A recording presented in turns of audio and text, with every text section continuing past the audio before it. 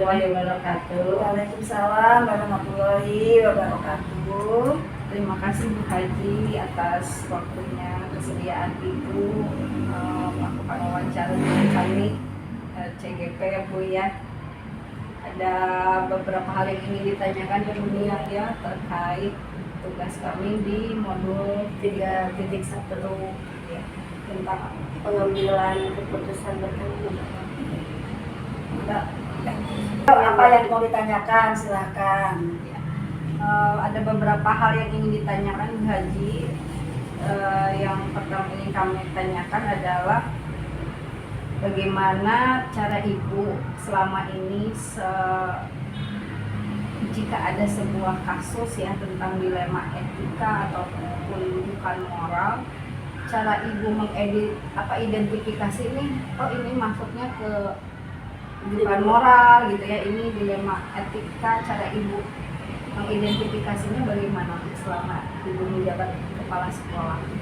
Ya, terima kasih. Sebelumnya di sini adalah masalah dilema etika ya, yang mana dilema etika itu adalah situasi yang terjadi ketika seseorang harus memilih kedua pilihan, di mana secara mulai dua-duanya benar tetapi bertentangan dengan yang terjadi. Contohnya misalnya kasus-kasus misalnya guru yang sedang anaknya sakit gitu kan. Di situ adalah menjadi dilema karena sang guru adalah seorang ibu yang harus merawat anaknya, sedangkan di satu pihak adalah merupakan tanggung jawab untuk mengajar di sekolah. Nah, di sini ibu mengambil keputusan, memang dua-duanya dibenarkan ya seharusnya secara moral. Makanya di situ saya izinkan karena biar bagaimanapun dia adalah seorang ibu yang harus merawat anaknya. Memang ini bertentangan dengan etika moral. Ya. Jadi kesimpulannya diizinkan meskipun hanya beberapa hari. Bagaimana jika Ibu di sekolah Ibu bagaimana menjalankan pengambilan keputusan, terutama ada kasus-kasus yang kepentingannya sama-sama benar gitu. Ada kasus yang sama-sama benar. Menurut Ibu, kalau kedua-duanya kepentingan sama-sama yang benar mengambil keputusan, contohnya adalah misalnya sama-sama benar ya, misalnya penentuan hari kenaikan kelas itu bisa ya. Misalnya kenaikan kelas kan sama-sama benar, misalnya di bulan Desember kita kenaikan kelas ditentukan dari dinas tanggal 22 sampai 24 Desember misalnya ya ini ya. Kemudian di tanggal 23 sampai 24 kita sepakat berdasarkan rapat guru kita mengambil keputusan tanggal 24. Memang dibenarkan oleh dinas. Tetapi karena sekolah kita adalah sekolah di pinggir jalan, sehingga kita kalau mengambil di tanggal tadi sudah berdasarkan rapat tanggal 24 ya. Tetapi karena sekolah kita tadi di pinggir jalan, kalau kita mengambil tanggal 24 bersamaan dengan SMP 7 dengan SMP 2, maka akan terjadi kemacetan. Nah, maka meskipun tadi sudah kesepakatan bersama kita ambil, tetapi tetap kita tidak di tanggal 24 diambil menjadi tanggal 23 supaya tidak terjadi kemacetan. Gitu ya. Jadi langkah-langkah Ibu ketika mengambil sebuah keputusan gitu ya Bu dalam sebuah kasus itu seperti apa gitu langkah-langkahnya? Ya, terima kasih. Diadakan untuk ulang ya, diadakan pendekatan secara keluargaan. Kemudian diadakan musyawarah dengan pendekatan yang persuasif ya, karena untuk mengambil keputusan yang mana keputusan tersebut memang harus benar-benar Ibu olah sedemikian rupa sehingga tidak menimbulkan bertentangan dengan keadaan sekolah Ibu yang Ibu pimpin ya. Kemudian di misalnya penentuan kebijakan itu misalnya penentuan kerja bakti, tugas kerja bakti kan biasanya guru-guru disuruh itu agak cenderung. Nah, makanya kita bicarakan bersama supaya guru tidak ketersinggungan. Kemudian menentukan tiket guru, ya. Kemudian untuk menentukan tema kegiatan keagamaan. Biasanya kan mau tanggal sekian. Nah, alangkah bagusnya sebelum kita laksanakan ibu selalu mengadakan rapat dan secara musyawarah ya. Sampai itu adalah penentuan kebijaksanaan dan tata tertib sekolah harus benar-benar kita kelola dengan baik. Nah, dari langkah-langkah yang tadi Ibu ambil ya, apa saja yang selama ini sudah Ibu anggap efektif itu dalam mengambil keputusan dalam kasus dilema etika? Keputusan yang Ibu ambil adalah mengumpulkan informasi yang relevan, kemudian mencari solusi alternatif, pertimbangan bukti, dan terakhir mengambil tindakan. Iya. Nah, tentunya ya Bu ya, ketika Ibu mengambil sebuah keputusan tidak mulus ya Bu ya, tidak akan mulus gitu. Biasanya tantangan apa Bu Haji yang terjadi ketika Ibu mengambil keputusan itu? Ada tantangan apa biasanya gitu? Yang menjadi rintangan itu ya Bu. Ketika mengambil keputusan. Tantangan yang paling berat adalah dalam kasus dilema etika ini adalah yaitu sama-sama untuk menyelesaikan permasalahan ya. Jadi yang dihadapi sehingga dalam kasus ini adalah menurut Ibu tantangannya ya tadi ya. Tantangannya memang tidak sesuai dengan apa yang diharapkan guru ya, karena memang kalau guru di sini maunya yang aman-aman saja, tetapi memang kebijakan seorang kepala sekolah yang mana harus dilaksanakan sehingga mau tidak mau harus dilaksanakan sehingga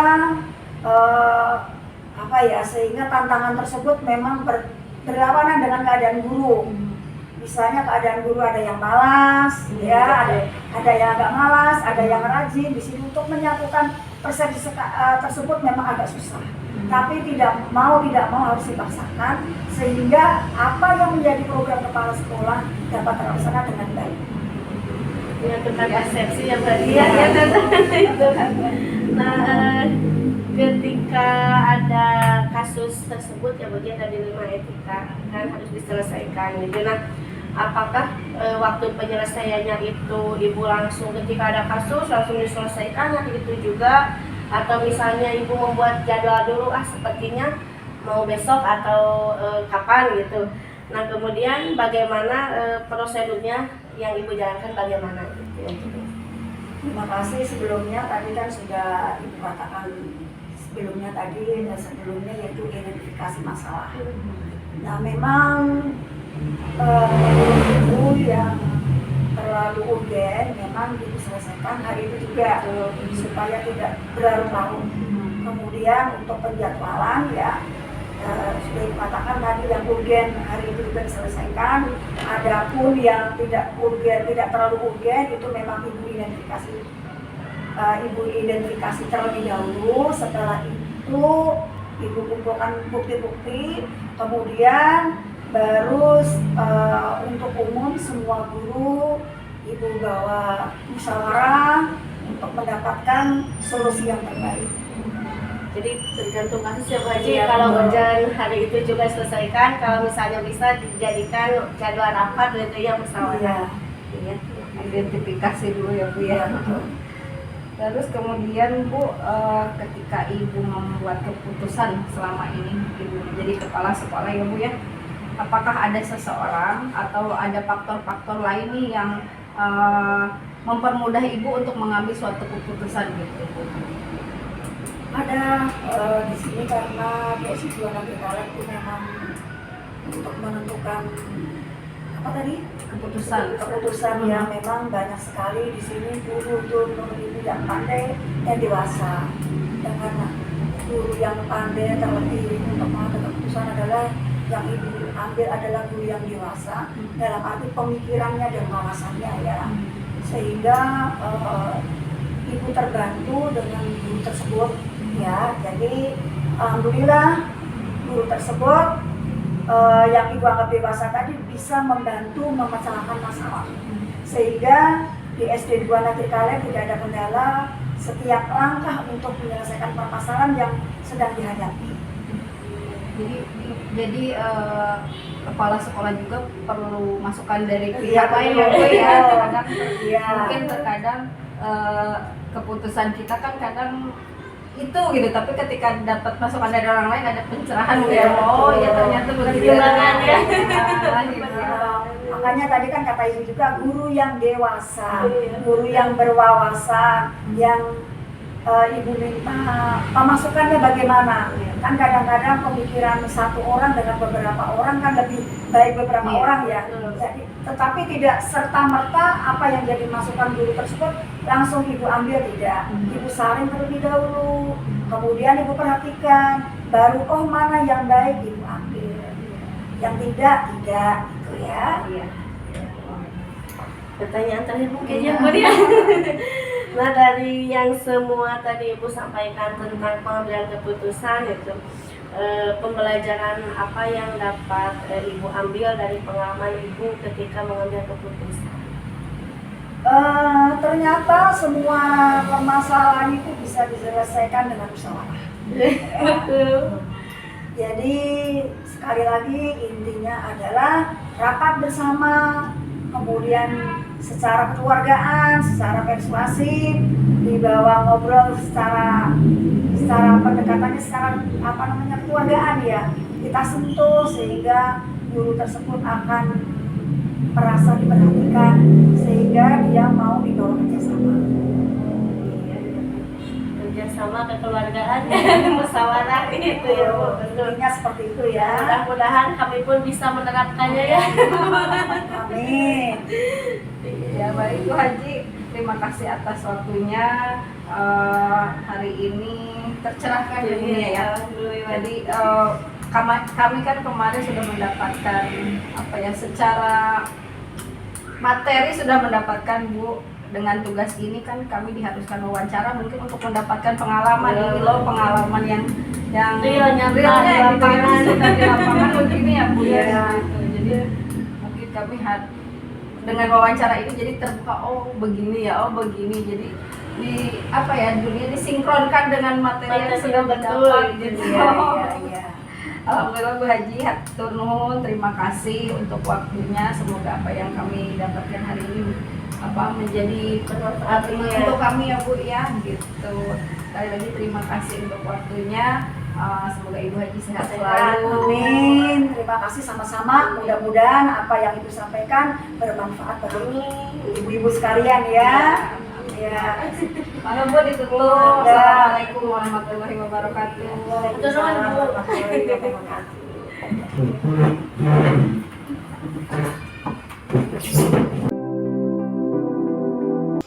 Assalamualaikum warahmatullahi wabarakatuh. Sampurasun. Perkenalkan Ibu, saya Nia Kaniati, CGP Angkatan 5 dari Kabupaten Purwakarta. Saat ini saya diberikan tantangan LMS untuk menyelesaikan modul 3.1 terkait pengambilan keputusan bertanggung jawab tentang kasus dilema etika yang berbasis kebajikan. Alhamdulillah, saya ucapkan beribu terima kasih. Ibu telah hadir dan meluangkan waktu bersama saya untuk melaksanakan wawancara. Di sini sudah hadir Ibu Kepala SDN 7 Negeri Kale, Ibu Hajah Nur Hikmah yang akan saya wawancara. Ibu, ada beberapa hal yang ingin saya tanyakan terkait pengambilan keputusan yang selama ini Ibu lakukan di sekolah yang Ibu pimpin. Bismillahirrahmanirrahim. Ibu akan mencoba apa yang Ibu pahami dan apa yang Ibu bisa paparkan. Mudah-mudahan tidak terlampau jauh dari apa yang ingin menjadi hal tujuan dari Neng Nia tugaskan. Ya, Baik Ibu, bisa kita mulai wawancaranya. ada. Pertanyaan yang akan saya ajukan pertama, bagaimana Ibu dapat mengidentifikasi kasus-kasus yang berupa dilema etika dan rujukan moral? Pertama mungkin masalah kejadian kasus dilema etika atau bujukan moral setiap hari, setiap waktu pasti terjadi, tiap kelas ataupun yang menyangkut tentang layanan sekolah. Ini sebenarnya tidak begitu sulit, hanya saja yang paling sulit adalah pengambilan kebijakan yang akan menghadirkan kebajikan. Nah, itu saja. Jadi dari analisa itu ada yang sering terjadi, oh seperti ini, bisa ditarik lewat analisa saja. Gitu. Ya. Kemudian bagaimana Ibu menjalankan pengambilan keputusan di sekolah Ibu yang Ibu pimpin, terutama jika terdapat kasus-kasus yang memang terdapat sama-sama kebenarannya Ibu, atau mengandung semuanya itu kasus mengandung nilai kebajikan? Pertama mungkin layanan siswa adalah segala-galanya.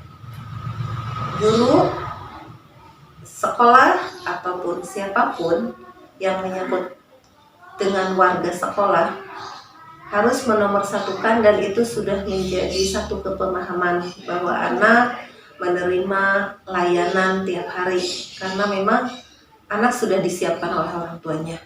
Dan layanan pendidikan bukan hanya saja action di kelas, apapun yang dilihat dari anak, apakah dari mulai gerbang sekolah, bagaimana dia disambut oleh gurunya, bagaimana dia masuk ke kelas, bagaimana dia menerima pembelajaran, itu adalah semua bentuk layanan dari kami. Jadi bagaimana itu Ibu memberikan kebijakannya, itu kan ya seperti apa? Ya kita menomorsatukan kebijakan layanan ke anak itu. Jika ada kedua mana yang harus diprioritaskan, pasti yang satu momen yang harus diberikan layanan bersamaan, kita nomor-satukan dulu layanan anak berarti. Jadi Ibu sudah menerapkan berpihak kepada murid ya Bu ya, sesuai filosofi Ki Hajar Dewantara. Nah, langkah-langkah apa atau prosedur seperti apa yang biasa Ibu lakukan dalam pengambilan keputusan selama ini? Misalkan salah satu contoh kasus dari beberapa sekian kasus. Misalkan yang terjadi kemarin adalah adanya siswa yang cenderung malas ke sekolah.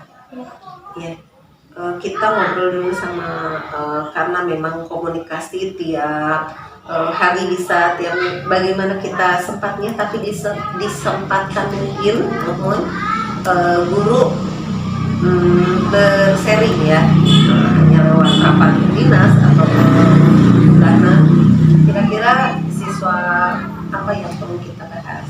Dan ternyata siswa kelas atas ada yang tidak masuk sekolah.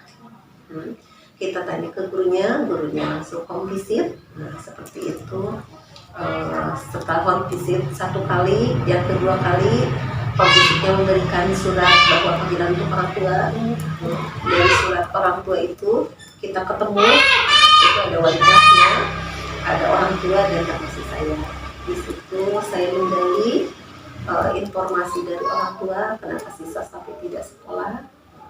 Ada hal-hal yang memang kita sampaikan bahwa kelas 6 kan menjelang ujian final, kenapa sampai bisa setelah 5 tahun sekolah tapi pas langkah terakhirnya sampai seperti ini, apakah lost control dari orang tua atau seperti apa. Akhirnya muncul nih jawaban dari orang tua. Nah di pertemuan itulah kita bertiga, orang tua, guru dan saya sebagai pimpinan memberikan tulisan ya atau kesepakatan. Jika saya begini, orang tua saya sebagai orang tua begini. Jika semua kesepakatan diikuti dan pihak sekolah misalkan merasa dirugikan, salah satunya kemarin itu ada anak saya tidak sekolah karena kurang dukungan dari orang tua. Terus bagaimana saya minta sarannya gitu kan? Saya minta saran. Ya Bu, saya siap membangunkan anak sebelum saya kerja. Gitu. Andai kata waktu yang sudah ditentukan diberikan bahwa saya pihak sekolah menunggu dia datang, ternyata tidak. Akhirnya dia andai kata ibu tidak bisa memenuhi persyaratan ini, berarti siswa ibu hanya dua keputusan, dua pilihan. Apakah bisa dilanjutkan di kelas 6 atau diikut sertakan ujian. Pas pada saat pelaksanaannya terjadi, anak tidak terus-terusan datang karena orang tua laporannya capek lah nyuruh. Akhirnya keputusan dari sekolah, anak mengikuti belajar di tahun yang akan datang.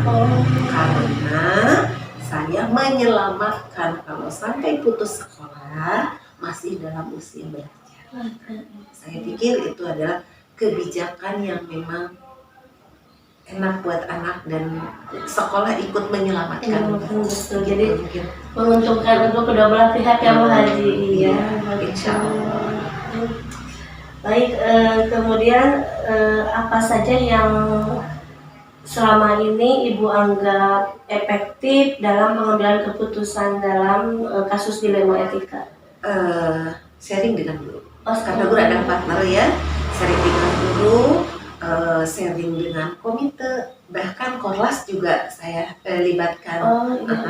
Jadi artinya jika anak tetangganya tidak ada, kalau dari kasus kemalasan sekolah siswa ya misalnya, kenapa dia akan mencari tahu atau dia akan membantu bujukan. Andai kata misal tugas dari guru kurang dipahami anak, minta bantuan ke korlas yang memang paham dalam bidang itu. Yang saya rasakan seperti itu. Jadi melibatkan berbagai pihak yang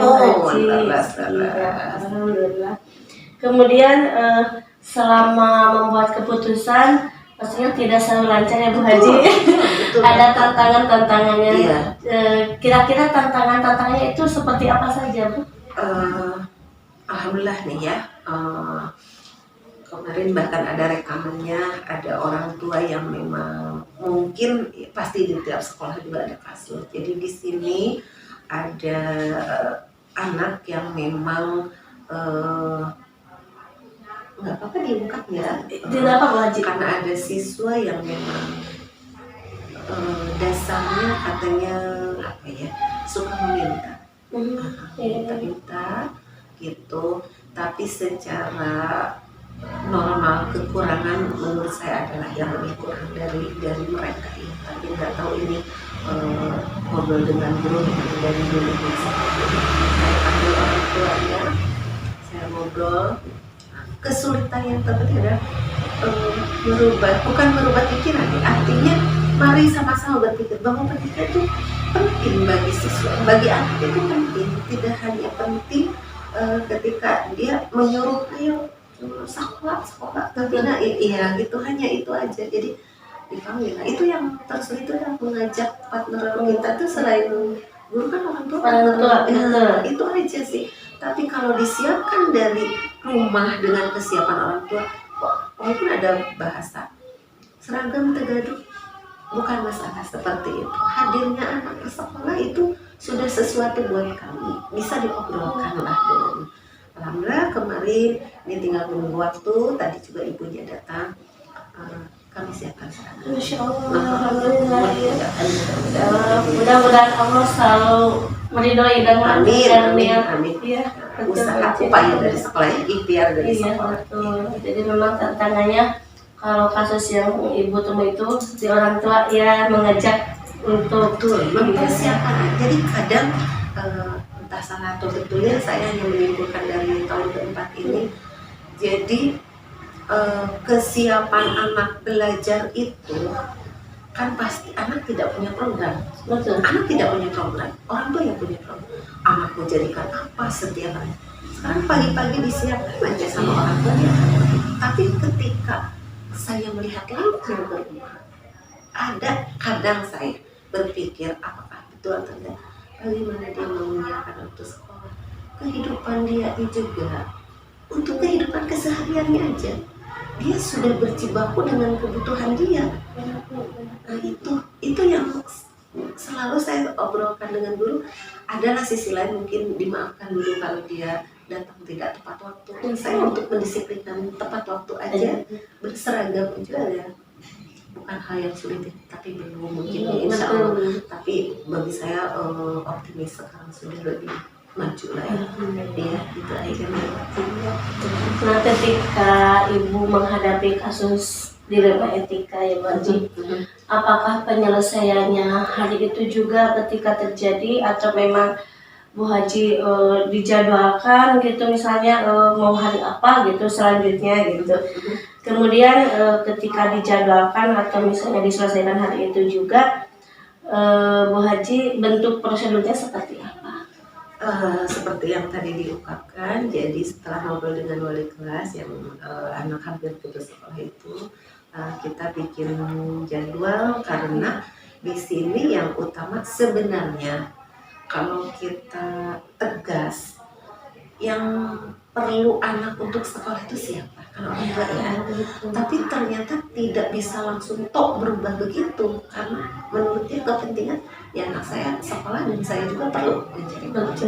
Jadi akhirnya kita misalkan di jadwal dia, oh Adi dagang Bu, jadwal itu kan ya berarti saya menginginkan ke guru ini sudah undangan untuk biasa syuting, jadi dibalik dia siapin dia setiapnya kapan pasti sekolah memberikan waktu.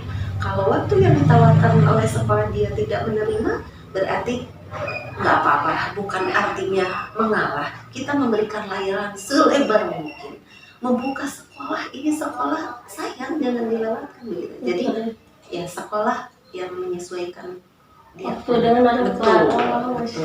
Iya. Jadi ibu bikin jadwal ya untuk kasus-kasus yang terjadi. Baik. Dalam pengambilan keputusan ibu ketika ada dilema, mungkin selama ini ada faktor apa sih yang membantu ibu mempermudah mengambil keputusan itu, atau misalnya adakah yang membantu untuk ibu mengambil keputusan tersebut gitu sehingga kasus dilema etika bisa terselesaikan? Insya Allah segala sesuatu nggak mungkin bisa kerja sendiri.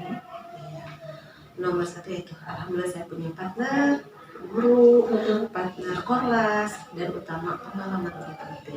Iya, jadi dari sekian kasus yang memang sudah dikumpulkan, hanya saja mungkin kasus manusia itu beragam, tapi pada dasarnya mereka selalu ingin dihargai, diberi waktu, hanya itu saja. Jadi ibu turut ya Bu iya, karena orang tua akan terbuka kepada guru, begitupun anak. Nah, saya sebagai pimpinan yang memberikan mungkin jalan, tapi perlu juga di saat guru, aduh Bu, seperti apa, misalkan orang tua sudah tidak bisa ditegasin, misalkan begitu. Mungkin Bu saya minta bantuan ibu, menurut saya bukan perlu bantuan, tapi saya juga perlu memberikan ketegasan bahwa untuk yang jarang sekolah ini bukan milik sendiri. Masa ketika nanti kenaikan kelas, orang yang tidak pernah sekolah harus naik bersama dengan yang rajin sekolah. Itu aja yang saya sering pertanyakan ke orang tua. Masa nanti ketika anak-anak mendapat nilai dengan nilai yang bagus, tugasnya ada, putra ibu harus nilainya dengan sama dan kelayakan naik kelas. Seperti itu. Melibatkan guru ya, karena memang guru pun istilahnya perlu penguatan ya ketika mengambil keputusan. Iya. Siapapun dia, termasuk saya nggak bisa ini sendiri, ya guru juga seperti itu. Jadi harus saling sinkron, betul, saling iya. Baik Bu Haji, mungkin sekarang udah masuk ke pertanyaan terakhir ya. Dan yang telah beberapa Ibu sampaikan tadi kepada hasil wawancara barusan, pengalaman apa yang bisa Ibu petik dari pengambilan keputusan dilema etika? Jadi kesimpulannya dari sekian pengalaman yang didapatkan, utamakan perlu ketegasan dalam setiap tindakan, dahulukan kebajikan atas dasar kebijakan, ambil keputusan atas dasar kepentingan sekolah, tidak berdasarkan atas kepemilikan atau subjektivitas. Jadi merasa ini sekolah tidak seperti itu. Terus dan hal yang penting yang harus perlu kita sadari dan terus diperjuangkan adalah memberikan hal yang baik itu sulit, tapi ketika kita tidak memberikan hal yang baik akan mempersulit sistem, terlebih sistem pendidikan. Masya Allah, kuatnya seperti yang akan saya copy paste Bu Haji. Ya Allah, Masya Allah. Terima kasih Bu Haji sudah meluangkan waktu. Mohon maaf saya mengganggu waktu Ibu. Mungkin Ibu banyak aktivitas, banyak jadwal. Terima kasih sudah mendukung guru penggerak utamanya saya Bu Haji ya. Mohon doanya saya pendidikan guru penggerak saya lancar. Kemudian saya pun bisa belajar dari pengalaman yang barusan sudah Bu Haji sampaikan. Mudah-mudahan saya bisa lebih bijak, menjadi pemimpin pembelajar buat anak-anak didik saya, menjadi guru yang teladan lah minimal yang penting. Yang terpenting terus anak dididik sesuai zamannya. Boleh mengikuti cara yang saya utarakan, tapi belum tentu terbaik karena zaman dan anak akan terus berubah. Siap. Sekali lagi hatur nuhun, mohon doanya, mohon semangat. Siap. Hatur Iya, nuhun sama-sama. tos diikutkan dengan program Sama-sama. ini. Iya,